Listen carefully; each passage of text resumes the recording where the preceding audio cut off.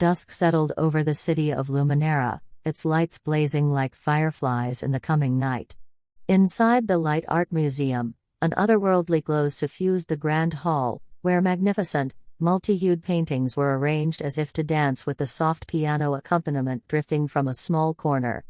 Guests from the highest echelons of society glided through the exhibits in their formal attire, champagne flutes reflecting every sparkle of light. Yet, amidst this river of people, two pairs of eyes met, and, in that instant, everything seemed to freeze. Kael Aveloria stood beside an abstract painting of a dreamy blue sea, his gaze drifting over each stroke. Though in truth, he was watching the small, shapely lips of the young woman opposite him. She, Seraphine Sylvaran, held up her spyglass to examine the painting more closely, quietly murmuring a few words to her companion. Her dark brown hair, glossy as a gentle wave, caught the light. As Kael drew nearer, he caught her speaking with the artist about how the inspiration had come from the ocean. Her voice was soft yet resolute, as though a great yearning for freedom had been bound to her heart.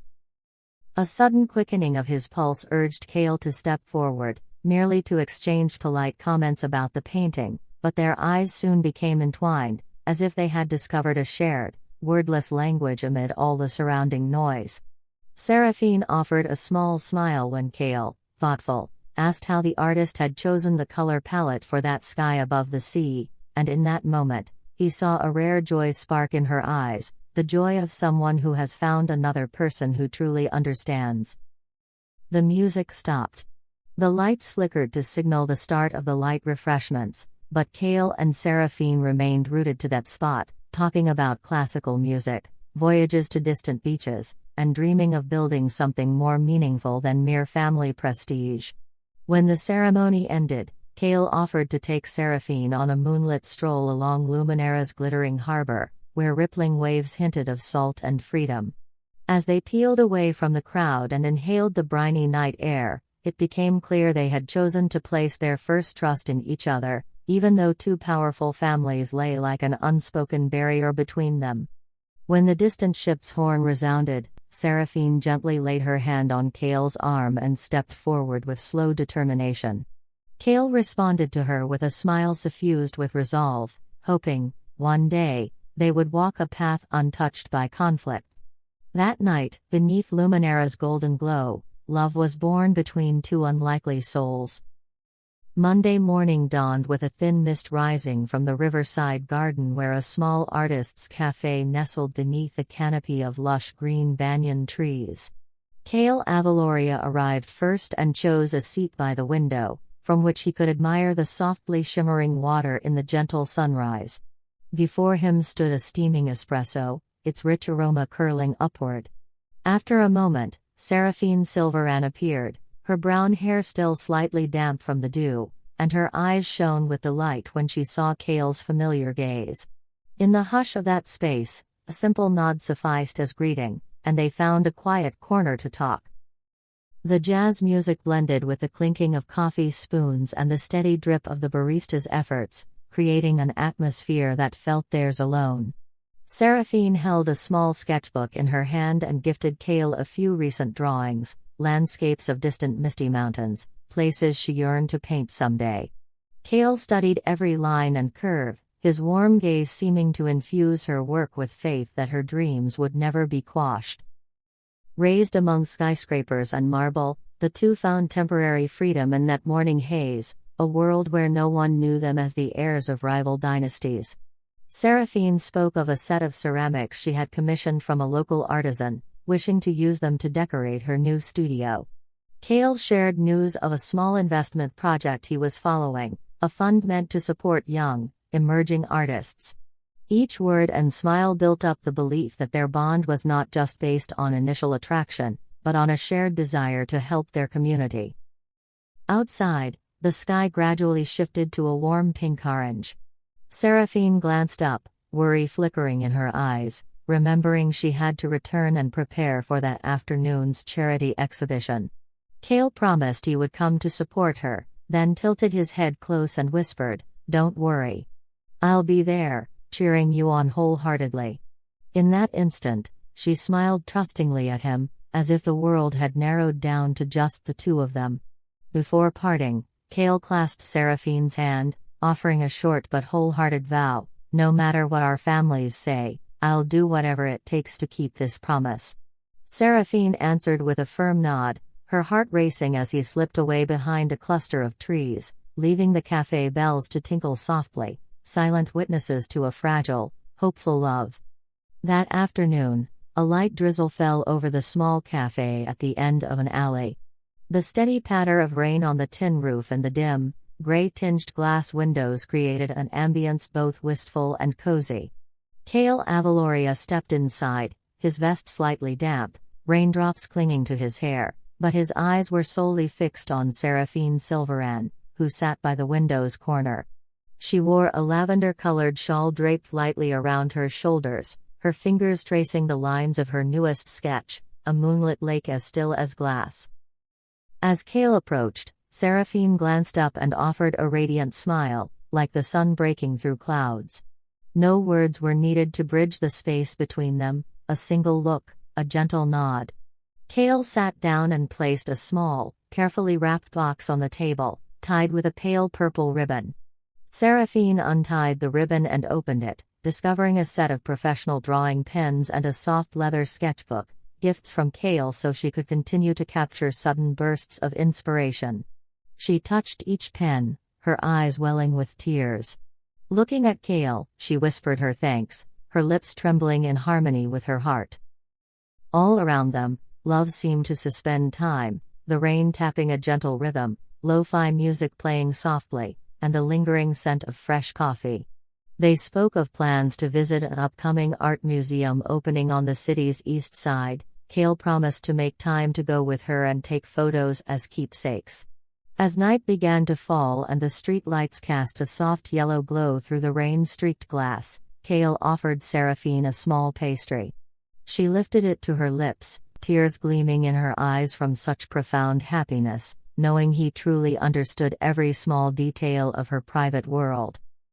Before parting once more, they agreed to meet next at the little park beside the river, where weeping willows drooped like a natural canopy.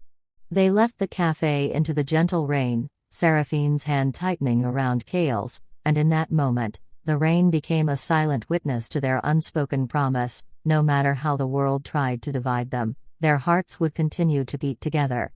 The following day, a photograph of Kael and Seraphine taken at a classical concert suddenly went viral on social media, igniting a wildfire between the Aveloria and Sylvaran clans.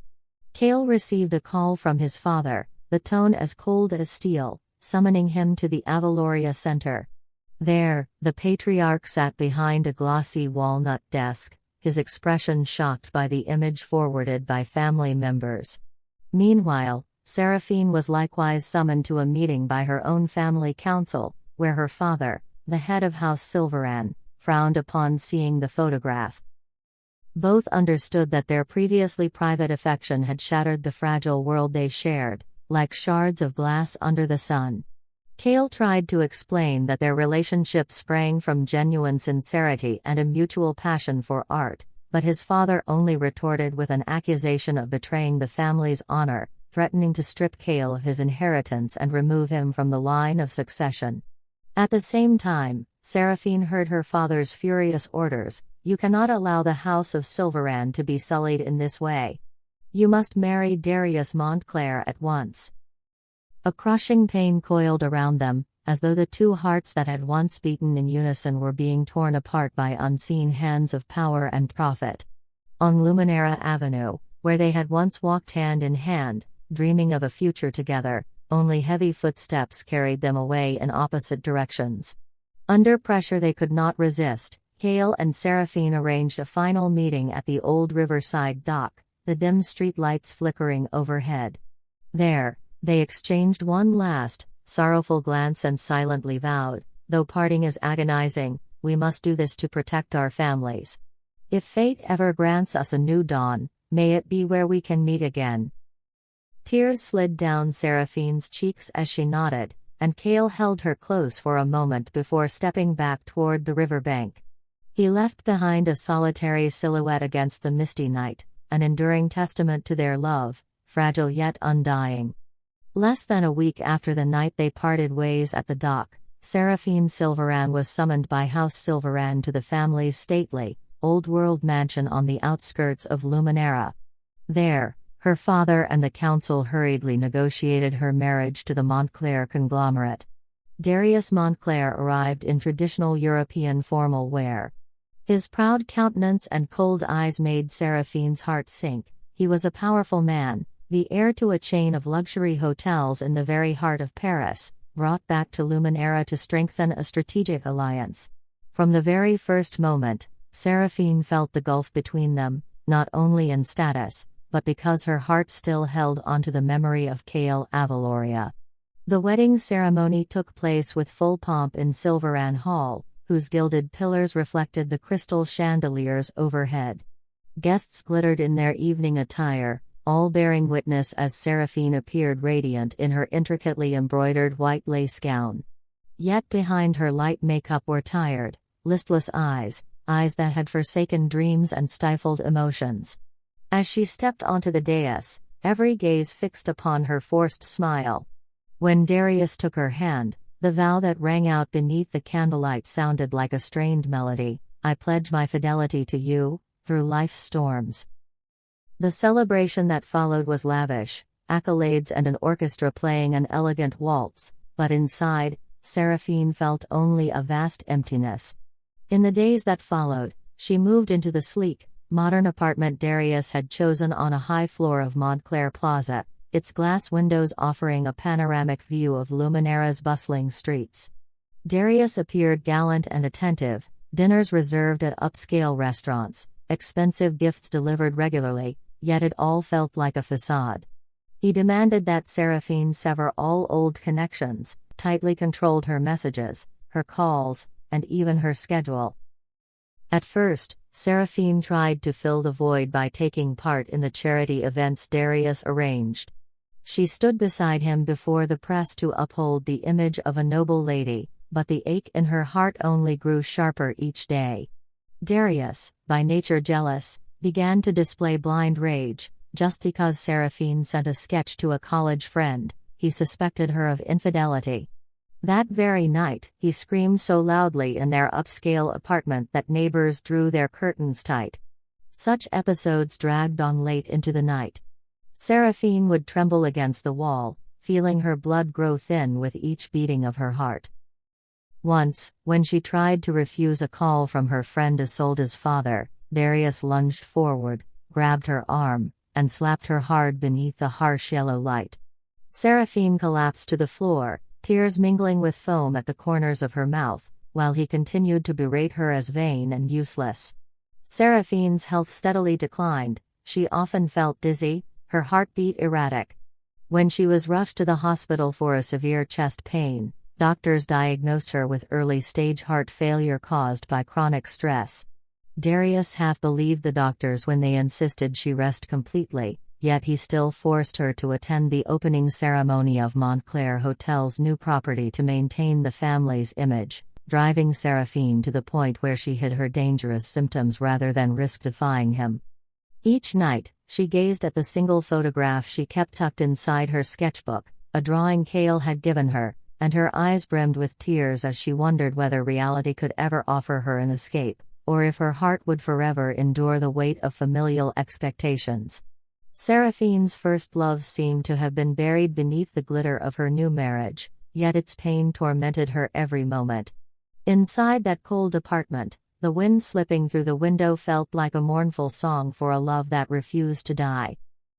In the days following Seraphine's wedding, Kael Aveloria returned to the grand halls of Aveloria Tower, a ghost among his family's shining legacy. His father, Chairman Aveloria, pressed Kael into executive board meetings, demanding he prepare financial presentations for the shareholders, while Kael quietly bottled up his grief. By late autumn, under the pressure of family interests and strategic European market ties, Kael was told he must become engaged to Adrielle Moreau, the only daughter of Moreau Hotels. The marriage was arranged to expand the Aveloria investment portfolio.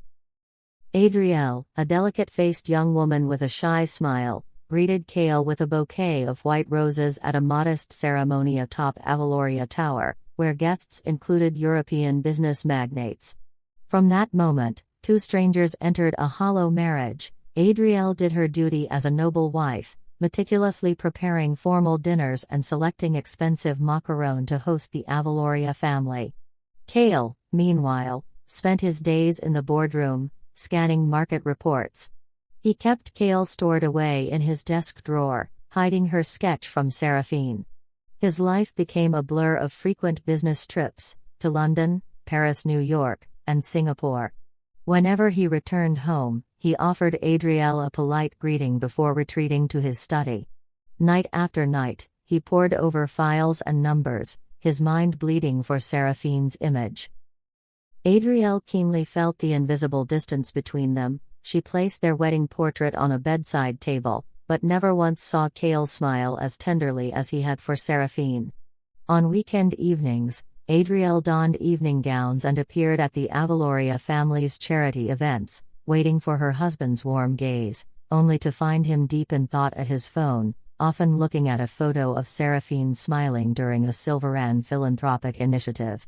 The emptiness within Adrielle's heart deepened, and she wondered if she could ever love someone whose affections were given to another. Kael knew he was betraying Adrielle, but ever since he had parted from Seraphine, every ounce of his feeling had gone silent. He continued carrying out his role as heir, signing contracts and projects like a machine, while the memory of Seraphine slowly scarred his soul.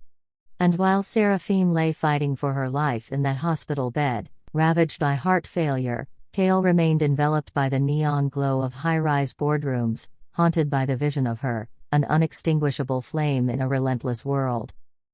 Mornings spent in the hospital under the cold glow of neon lights had gradually become Seraphine's routine. The tiny emergency room always felt stifling with the smell of antibiotics and the rhythmic beeping of the monitors. Whenever she opened her eyes, she saw the outline of a doctor hurriedly checking her vital signs before leaving. Darius Montclair visited only a few times, his gaze remained as cold as ever. The first time, he briefly inquired about her treatment progress, then cast a glance at the sky-high medical bills steadily draining the Montclair family coffers. When Seraphine tried to force a smile, he merely curled his lip and walked away, as if eager to return to his precious business calls. As for her, growing weaker by the day, each beat of her heart slowed, her heavy eyelids no longer able to keep her eyes fully open. She could only listen to the nurse's hurried footsteps and the faint thudding of her own chest. Nightmares of Kael flitted through her mind, twisting her heart with pain, but upon waking, all she felt was the weight of being a burden. Whenever a doctor came to report another downturn in her condition, Seraphine quietly closed her eyes and thought back to that rainy afternoon when they shared an umbrella, strolling by the riverside, a memory of gentle kisses on a bench in a small park. And though her breath was fragile, she still longed to hear Kael's footsteps echo down the hospital corridor, if only once more. On the other side of the city, Kael Aveloria faced emotionless numbers on the conference room screen.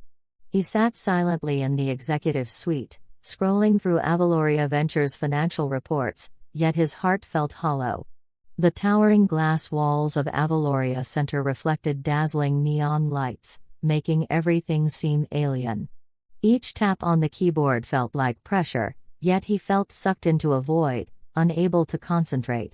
Adrielle Moreau called him for a video chat that evening, asking if he would make it to the charity gala at the Grand Hall, but Kael simply closed his eyes and replied that he was tied up in an urgent virtual meeting. Guilt welled up inside him. He realized he'd become a stranger in his own life, abandoning love and trust.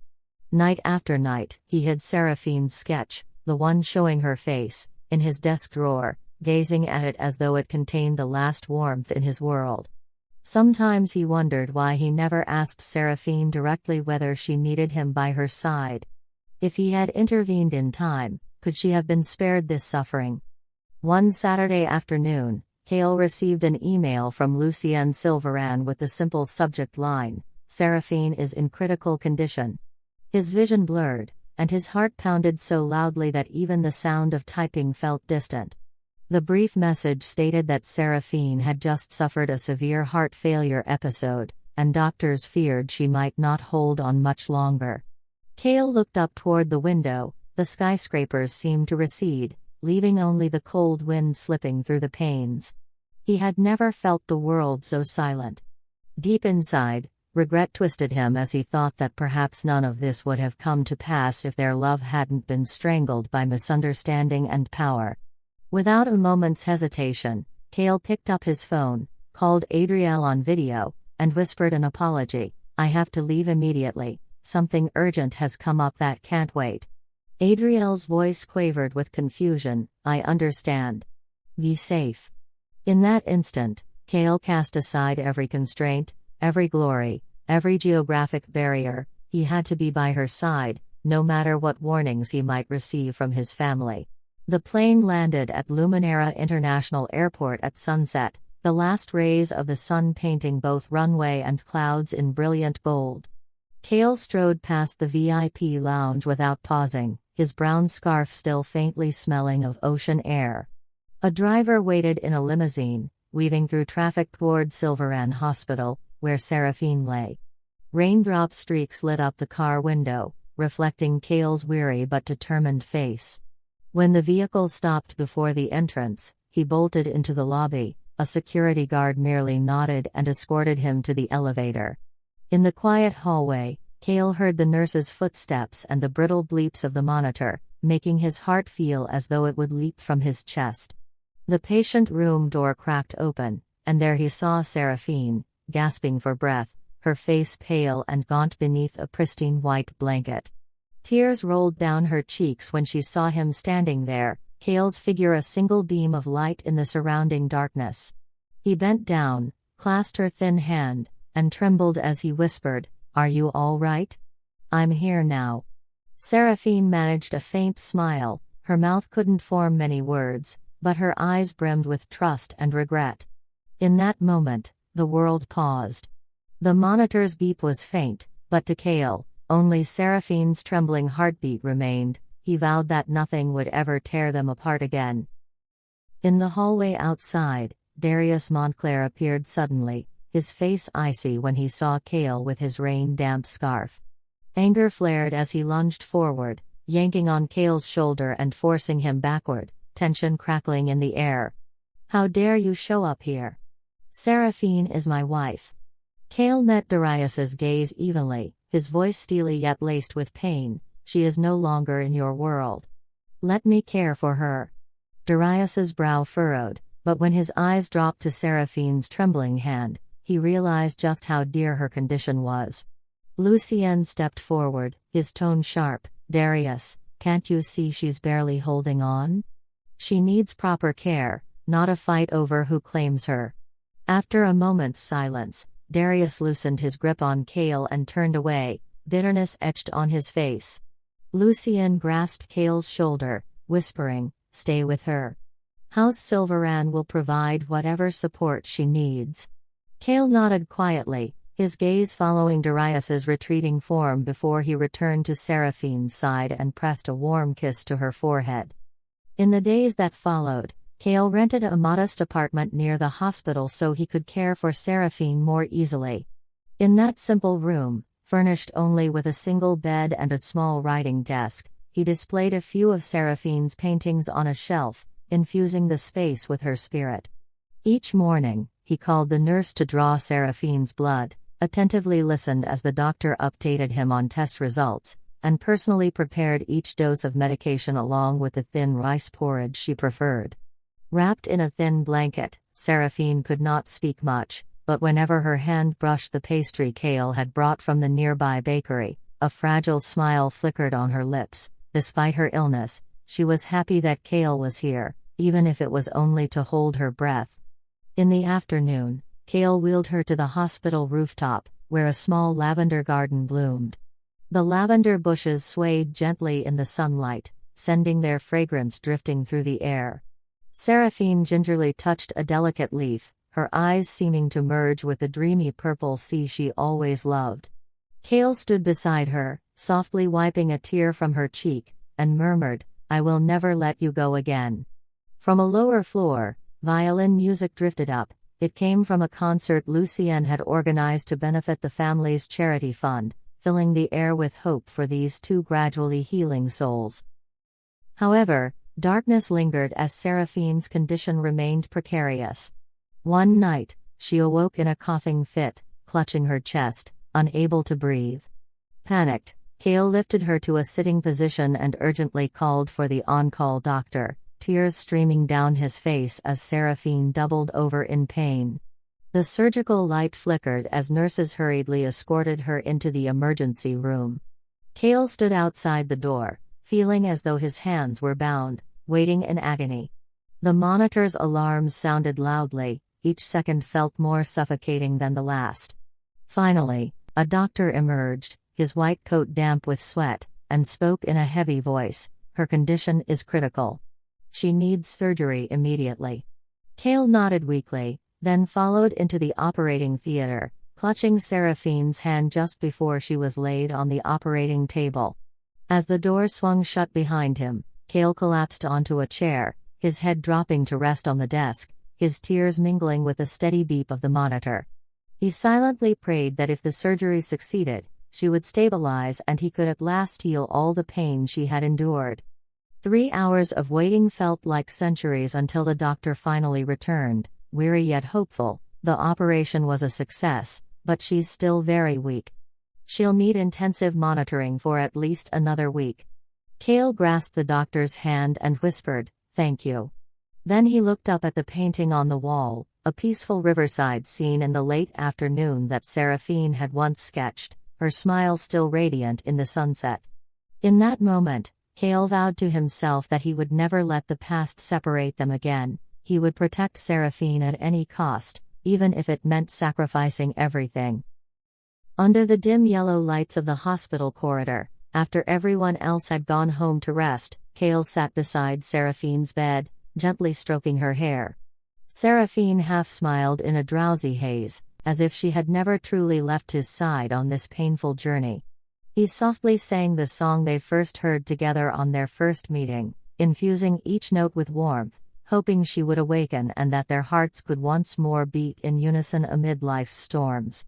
The clock on the wall ticked, the monitor beeped steadily, but in Kael's heart, time had stopped. There was only Seraphine and the eternal love that burned quietly through these dark days. The first days following her surgery found Seraphine Sylvaran lying still beneath the cold, steady beeping of the monitors in the intensive care unit. Beside her, framed snapshots of happier times stood like sentinels, the painting of a sunset beach that Kael had once created for her, the lavender wool cloak he had draped around her shoulders on their first winter date. Kael Aveloria never left her side. He huddled on a small stool beside the fourth stand, his hand never letting go of hers. Whenever a doctor came in to check on her, he would simply nod and keep his eyes fixed on Seraphine, as though the entire world revolved around the rhythm of her breath. Adriel Moreau appeared twice, each time entering with a bouquet of white flowers and reddened eyes but saying almost nothing. She kissed Seraphine's forehead gently and then left, leaving Kael to understand that Adriel had resigned herself to a loveless, painful marriage and had chosen to let go of the man who could never forget his first love. No words passed between them, only sympathetic glances in the silent, sterile expanse of the hospital. When Seraphine awoke after 3 days in a coma, she opened her eyes to a world still cluttered with 4 lines and white curtains pushed aside. Her lips barely moved as she saw Kael sitting under the dim yellow light, his eyes bloodshot from sleepless nights. Instead of fear, she managed a weak smile and breathed, her voice trembling, "Kael. You came." Kael hurried forward, tears shining in his smile as he placed his hand on her forehead. "You must live," he said, his voice quavering. "You must stay with me." Seraphine tried to squeeze his hand tighter, but her strength only allowed a slight nod. That day, the doctor informed them that her recovery would take months and might leave lasting damage to her heart. Worry flickered across Seraphine's face, but when she saw the unwavering conviction in Kael's eyes, her heart felt less lonely than it ever had. Once she was stable enough to leave intensive care, Seraphine was moved to an inpatient recovery room, a small chamber with a window opening onto the hospital garden. Clusters of thorny climbing roses still bloomed vibrantly, much like Seraphine herself, fragile but brave, eager to live once more. Each morning, Kael wheeled her out into the garden. He spoke with the nurse to learn more about her cardiac rehabilitation exercises, then gently guided Seraphine through breathing exercises and a few laps of walking on the grass. Her steps were slow, but with every step, she could feel the depth of Kael's care. At midday, Kael returned to the modest apartment he had rented nearby to cook for her, bowls of rice porridge made with sweet leaf greens and minced meat, the dish she had loved as a child. At first, Seraphine could not bring herself to eat, her mind was still clouded with sorrow and regret. But when she closed her eyes and tasted that spoonful of warm porridge, she realized that Kael was pouring his whole heart into nourishing her back to life. In the hospital corridors, people whispered about how both House Aveloria and House Sylvaran had suffered greatly now that each family's sole heir could not fulfill their responsibilities because of love and illness. Chairman Aveloria, after months of silence while Kael had fled to Europe, now looked weary, though he still occupied his spacious, book-lined office. He took a call from Lucien Sylvaran, who urged their two families to convene and negotiate a joint charity project, Light for Happiness, initiated by Kael and Seraphine. Chairman Sylvaran, torn by the image of his daughter in the hospital yet still having to face strategic decisions, found himself unevenly pulled between supporters and opponents of the initiative. The call between the two chairmen echoed in tense silence. On camera, they stood before a chance to end old enmities, but behind the glass, pride and power made them wary of compromise. One afternoon, Kael invited Lucien and Isolde Varena to his small apartment to discuss Seraphine's future. Lucien arrived with a briefcase full of hospital bills and medical reports, while Isolde brought a draft of the charity project, a rehabilitation center for women suffering from abuse, a dream Seraphine had longed to establish before her heart had failed her. Under the warm glow of the overhead lamp, they discussed budgets, staffing, logistics, and operational plans. Whenever Lucien posed a question, Kael glanced at the wedding photo of Seraphine and Darius on the coffee table, took a deep breath, and fixed his gaze on Isolde, who looked back with steadfast faith. This partnership was not only meant to aid Seraphine's recovery but also to affirm the undying love between Kael and herself, an emotional remedy that could help her rise from her pain. The day Seraphine was discharged from the hospital to convalesce with Kael in his modest apartment was one of the brightest days she had seen since her illness began. Kael had decorated their small room with a few dried lavender bouquets whose gentle scent filled the air with warmth. He set up a bedside near the window so she could watch the Luminera sky each afternoon.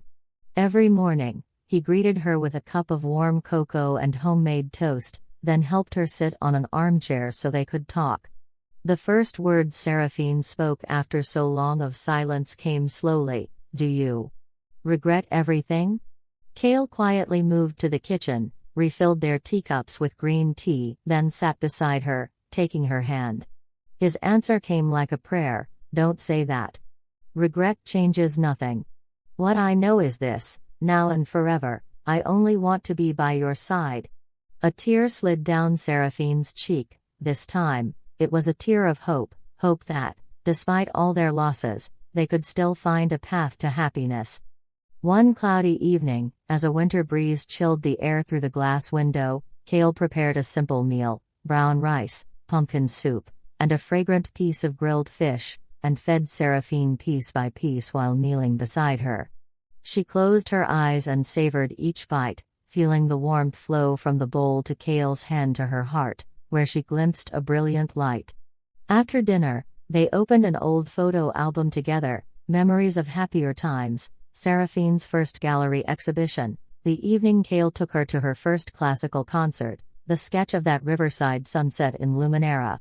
With each page, they remembered, they laughed, they wept, and they realized that their painful past no longer had to be a barrier. When the clock struck midnight, Seraphine whispered, "Do you think we can start over?" Kael offered a gentle, resolute smile, "Everything you need, I'm ready to begin from scratch." Weeks passed and the Light for Happiness charity project launched with support from both families. The inaugural meeting took place in Sylvaran Hall, where Kael and Seraphine spoke together about their goal of building a center to help abused women receive proper care or develop small businesses for self-sufficiency. Chairman Aveloria, standing solemnly beside Chairman Sylvaran, listened with a look of compassion. The hall was filled with entrepreneurs, social activists, media representatives, and volunteer artists. When Seraphine's voice rang out, weak but filled with passion, she said, "Every woman deserves love and the right to live a free life. My story is but one among countless others, but I will use the warmth of love to give hope to these broken lives." The room fell silent, then thunderous applause broke out like a summer downpour. Outside, the winter wind stirred the curtains, a reminder that even in the cold of winter, the light of hope can pierce the darkness. On a New Year's morning, Seraphine was discharged and moved to a long-term care home to complete her recovery. Kael escorted her to the new headquarters of Light for Happiness, a cozy two-story house on Luminera's outskirts, filled with the scent of fresh wood and marigolds. Volunteers greeted Seraphine with joy, while Lucienne and Isolde stood by her side, handing her a bouquet of fresh lavender. As the door opened, sunlight poured into the main room, illuminating Seraphine's radiant smile and Kael's tear-filled eyes. Together, they removed their coats and stepped into a space alive with the cheerful sounds of children playing, women quietly sewing, and the first smiles after years of suffering. In that atmosphere brimming with hope, Kael wrapped his arms around Seraphine and whispered into her ear, "We have overcome everything to build a new life, one not only for us but for many other hearts as well." Seraphine looked back at him, her eyes sparkling with trust, "You are my lighthouse, and I will help guide other lost souls with you."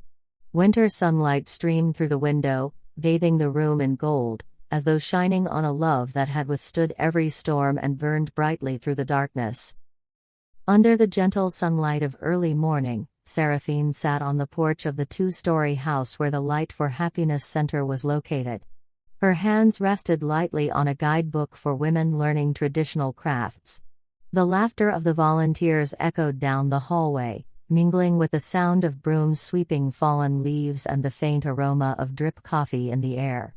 From a distance, Kael crossed the small courtyard, carrying a tray with 2 steaming cups of tea and a plate of pastries, a gift he had personally prepared for Seraphine. When he set it down next to her, Seraphine's eyes brightened with a peaceful happiness. She leaned toward him, smiling, and said, "Thank you. Even just today, I feel like I'm truly enjoying life again."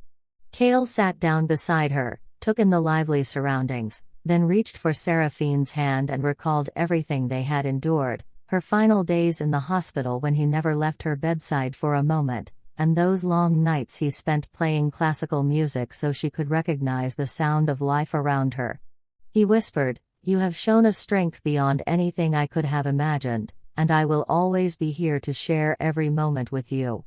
The windows stood wide open, letting in a gentle winter breeze that carried a hint of chill, blended with the distant song of rural children learning to paint at the center, filling their minds with new hope. That afternoon, the ribbon-cutting ceremony for the center's new gallery and art workshop took place right on the grounds. Hundreds of Luminera residents, ranging from those in difficult circumstances to local entrepreneurs, artists, and members of the press, gathered around a makeshift stage lavishly decorated with fresh flowers. On the podium stood the vice chairman of Aveloria, representing his family, and the vice chairman of Sylvaran, representing the once opposing clan, bowing together to welcome the guests. All eyes turned to Seraphine, who wore a simple white dress and stood beside Kael. When the master of ceremonies officially declared the facility open, the crowd erupted in cheers. Kael took Seraphine's hand and led her onto the stage. Together, they cut the purple ribbon, the color symbolizing hope and compassion. In that moment, applause thundered around them, Seraphine's tears sparkled in the sunset glow, and Kael smiled at her with eyes full of conviction. They had overcome every hardship and sorrow to build a new future together. After the ceremony, the exhibition hall opened for the public to view the artworks created by the center's residents. Each painting told a story of struggle, a yearning for freedom, and fresh beginnings. In a quiet corner, Seraphine paused before the largest piece, a blown-up canvas of the first sketch Kael had ever given her, a riverside sunset in Luminera, framed in warm oak. Passers-by couldn't help but turn around, curious to hear the story behind it. She gently traced the painted layers with her fingertips, as if touching an old memory. Kael stood beside her, his footsteps on the wooden floor were soft as he placed a hand on her shoulder. "This is where our story began," he said. "And now it's where we continue writing it." Their eyes met, needing no words, for the love between them spoke the rest. Over time, the charity project steadily grew. A sewing workshop, a pottery studio, and free music classes for impoverished children and disabled women were established, attracting hundreds of applicants. On weekends, young couples came to participate in pottery workshops, and Kael and Seraphine mingled with each person, listening to the small dreams woven into each damp lump of clay. Sometimes Seraphine herself taught piano lessons. Even in a dimly lit room, her fingers brought forth warm melodies full of aspiration. Kael stood outside the classroom, watching her guide a disabled student through their first hesitant notes, his heart swelling with pride. "You have been reborn," he thought.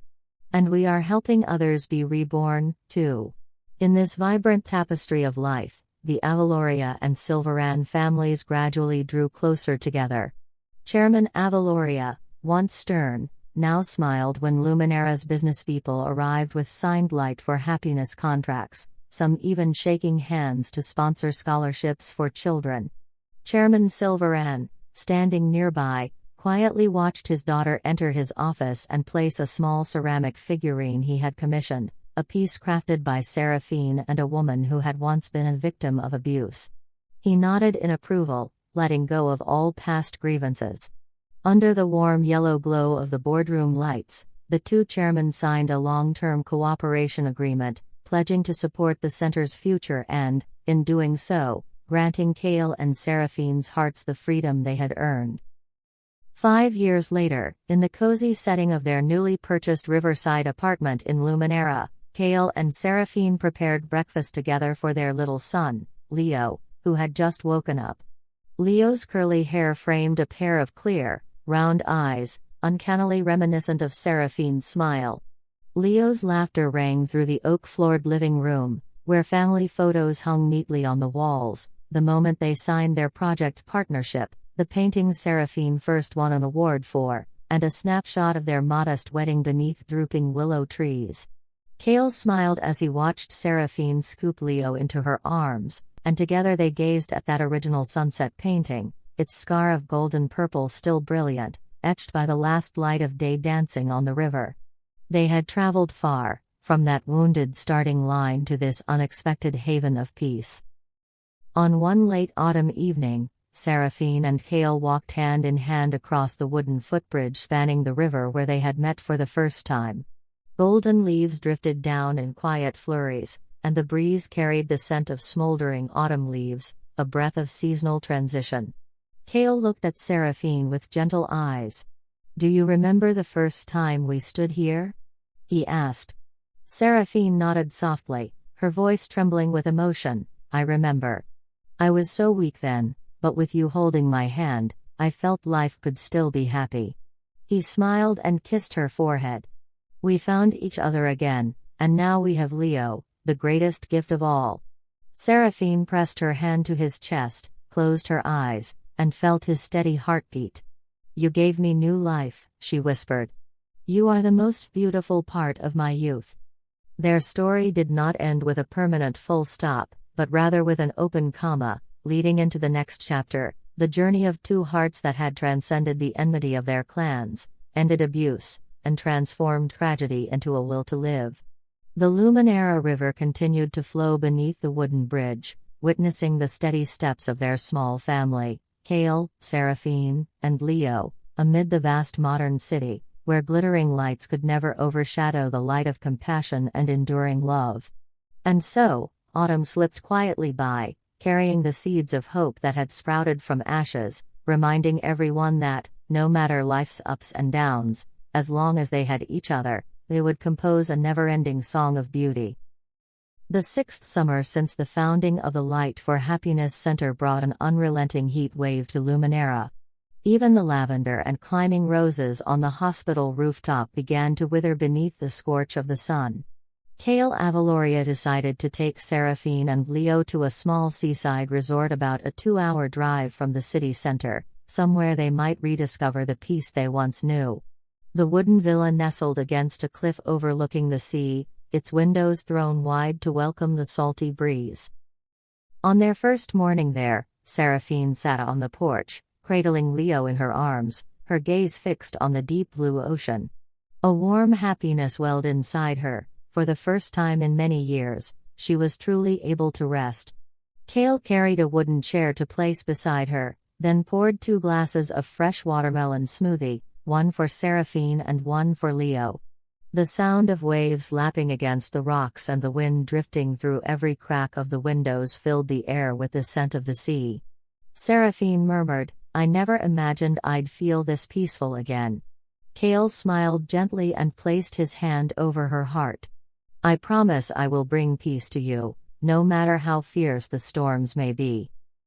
On the sandy shore, Leo was busy struggling into his shoes before darting back toward his parents with a mischievous grin. In that moment, both Seraphine and Kael felt the memory etched into their hearts. Their love and family, forged from the fragments of a painful past, had become an invaluable gift under the blazing sun and the endless blue sea. As summer passed, Seraphine's and Kael's hearts felt more open than ever as they and Leo explored the seaside town. At midday, they stopped at a small seafood eatery where the day's catch was still glistening on ice. Seraphine tentatively savored each bit of lightly seasoned grilled fish, her eyes sparkling with joy as Leo mastered riding his bicycle, first on training wheels, then on just one wheel, along the parking area beside the sheer cliff.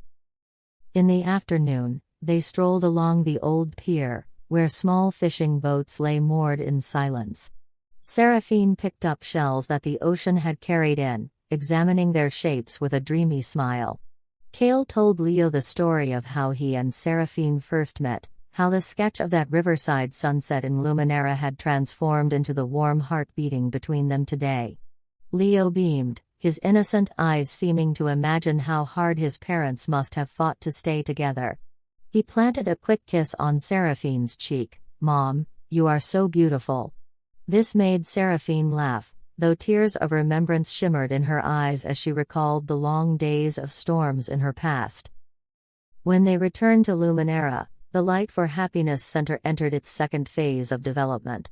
They leased an additional floor next to the pottery workshop to create a counseling office for survivors of abuse, and they added a physical therapy area for women recovering from bodily injuries.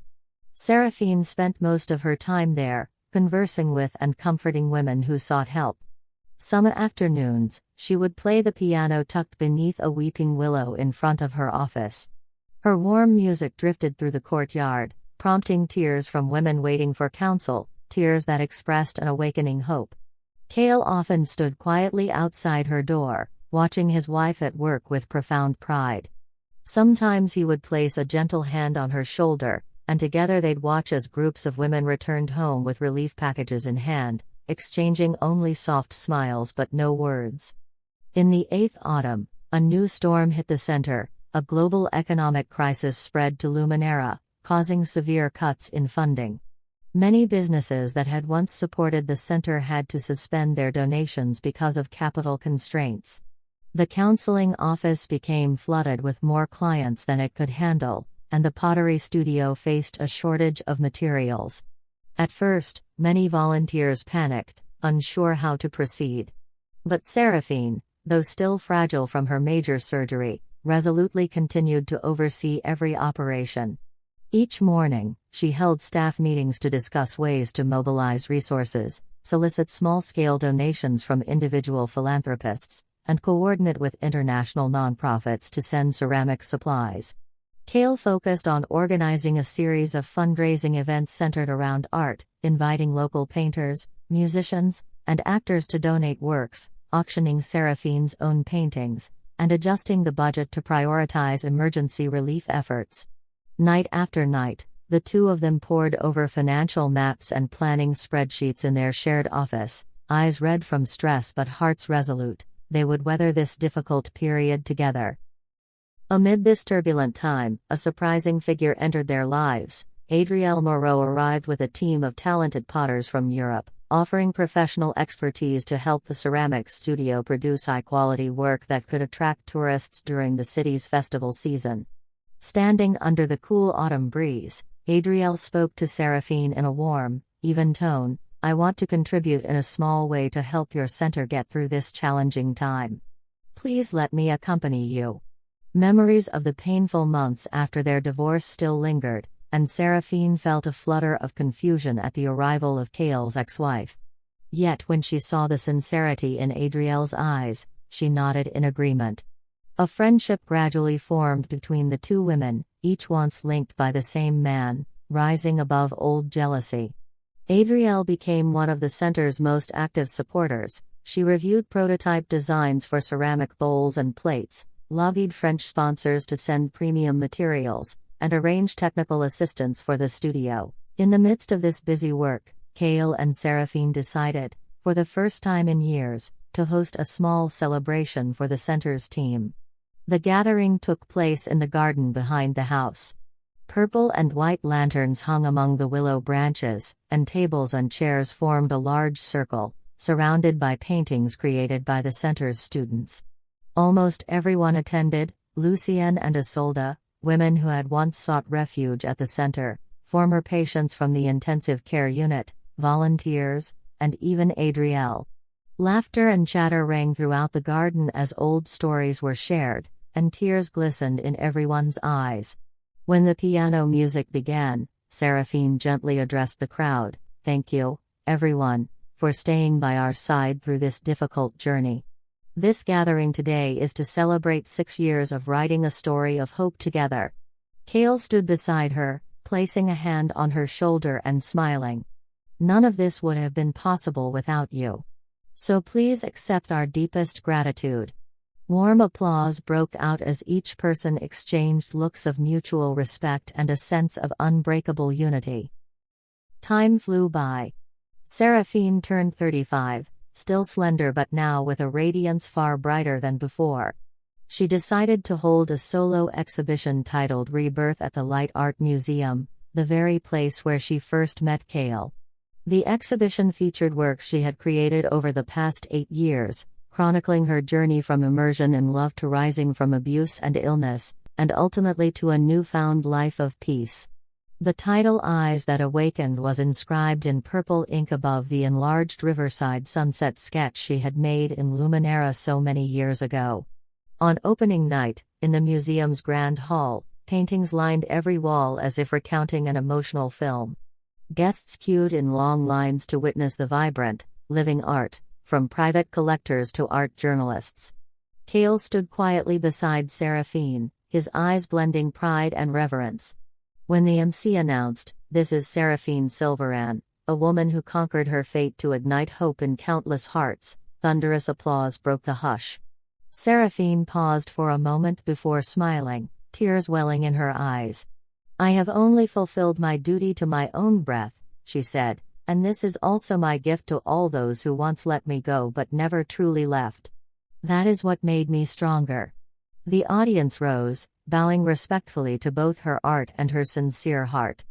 In the days that followed, Adriel organized a charity auction of Seraphine's paintings, raising funds large enough to support the center's operations for the next 2 years. On the night of the auction, as the gavel fell to confirm sold, a famous collector relinquished the opportunity so that a young entrepreneur could purchase one of Seraphine's works at a record price. The crowd cheered uproariously, and Seraphine felt tears of joy fall onto her cheeks when she saw Kael squeeze her hand, whispering, "You did it." In the subsequent days, newspapers continually published glowing articles about her, and those who had once declined support now rushed to submit sponsorship contracts, eager not to miss the chance to be part of this inspiring story. In the 10th summer, their little family welcomed a new member, a baby girl they named Aurora. When Leo rushed back to the hospital room, his arms wrapped around his mother's hand as he met his newborn sister, his eyes filled with curiosity and love. Kael's eyes welled with tears as he held their second daughter. Her newborn cries rang out like a pure melody throughout the bright room. Seraphine, exhausted but joyful, pressed a gentle kiss to Aurora's forehead, her gaze shining with the belief that their family would overcome whatever trials might come. In those weeks of postpartum care, the small riverside home once again shone with the laughter of children, the joy of parents, and the playful energy of two siblings. Leo ran around recounting his parents' distant work trips, while Aurora, only a few months old, slept peacefully in her father's warm embrace. On an early winter afternoon, as the season's first snow began to swirl softly over the wooden house's roof, Kael and Seraphine took the children for a walk along the riverbank. Against a backdrop of white snow and sparsely yellow willow leaves, the scene felt both poetic and serene. Leo raced ahead, wearing bright red mittens, while Aurora sat swaddled in Seraphine's arms, her tiny feet tucking into a cozy knitted jacket. Kael draped an arm over Seraphine's shoulders and whispered, "Do you think we've written an epic filled with sacrifice and love?" Seraphine looked at him, tears glistening in her eyes, "And that epic is far from over. With Leo and Aurora, I have more reasons than ever to love and to continue this journey." In the cold of the snowfall, they squeezed one another's hands, holding on to the warmth of the present as they welcomed a future full of hope. On that New Year's Eve, the people of Luminera flocked to the old quarter to watch fireworks. Kael and Seraphine's family chose a spot right by the riverbank, where the brilliant bursts of light overhead reflected on the water, creating shimmering trails. Leo wore a wool hat, his round eyes shining like gems each time fireworks exploded overhead, while Aurora, cradled in Seraphine's arms, gazed up in wonder at the fiery stars blooming in the winter sky. Kael wrapped his arms around Seraphine from behind, gently placing a warm hand on her chest, while his other hand patted Leo's shoulder as he whispered, "Happy New Year, may happiness always surround us."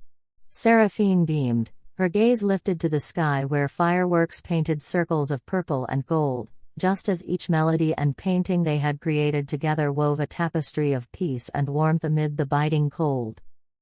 When the fireworks ended and the night sky blanketed itself in stars, the little family slowly made their way to the car that grandfather Lucien had parked nearby. Lucien and Isolde eagerly embraced their grandchildren, pride shining in their eyes as they gazed upon the two young children, vivid living proof of a love that had survived every storm. The entire group smiled in joyful anticipation, breathing in the crisp year-end air. On the way home, Kael paused beside a small canal, the same old riverside dock where their first stormy days had begun. He took Seraphine's hand, his eyes shining with determination. "We will cherish every moment like this until gray hairs touch our heads."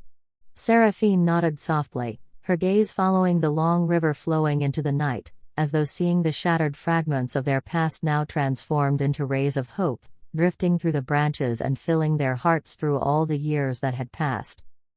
The night stretched on above Luminera, yellow lights glowing faintly from every rooftop, the bridge spanning the river sparkling like a silver necklace hung between the earth and sky. In the cozy riverside apartment, Leo and Aurora slept soundly, the curtains fluttering gently with the night breeze. Seraphine sat by the window, her hand stroking the head of Emma, the pet dog she had rescued at a charity event, her gaze fixed on the doves perched atop a willow outside. The night wind stirred memories, the early days when she and Kael first painted their dreams at the Light Art Museum, the tearful separations caused by family conflicts, the dark days spent in hospital rooms, and the triumphant moment when she stood on the gallery stage. She smiled to herself, silently thanking her own spirit for never giving up, for turning anguish into the force that brought her to this very moment. Kael stood beside her, his gaze lost in hers, warm, brimming with love. "What are you thinking?"